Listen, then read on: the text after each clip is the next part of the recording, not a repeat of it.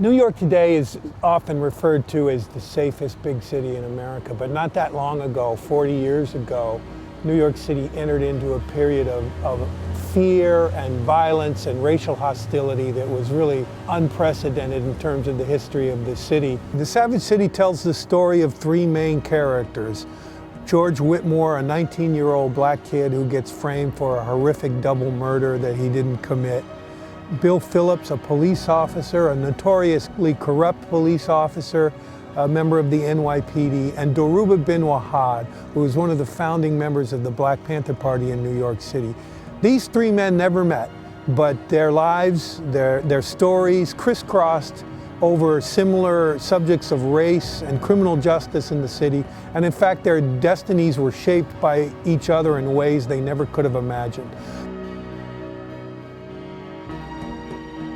Okay, right here is where the story of the Savage City begins. This is the precinct that George Whitmore Jr. was brought to on a night in April of 1964. George was a young 19-year-old black kid, not terribly well educated, simple-minded, you might say. He had offered some information to some police officers in the street about a crime that had taken place in the area, and they said, "That's interesting," and they brought him back here to the precinct to question him. And he spent the next 24 hours in here being interrogated by police. And before they were done with him, they got him to sign a 62-page confession to a series of crimes, an assault that had happened in this neighborhood, a murder that happened just a couple blocks away from here, and more importantly, they got him to confess to the Career Girls murders, the notorious murder of two white girls on the Upper East Side of Manhattan.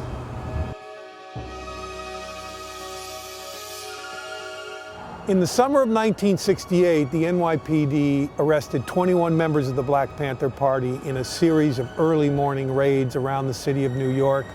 They were brought to this courthouse right here in 1968 in what was called the Panther 21 trial. The trial lasted 2 years. It was the longest criminal court proceeding in the history of New York State. But when the jury deliberated, the Panthers were found not guilty of all charges in a mere 90 minutes. Okay, this building right here is where the Knapp Commission hearings took place in October of 1971. The star witness was a police officer named Bill Phillips. Bill Phillips was a notoriously corrupt cop who had been a corrupt cop throughout his whole career. He got caught and he was compelled to testify against his fellow officers at the Knapp Commission hearings, which were run over a series of days. They were televised live on TV in New York, and they created quite a scandal, the biggest scandal in the history of the New York Police Department.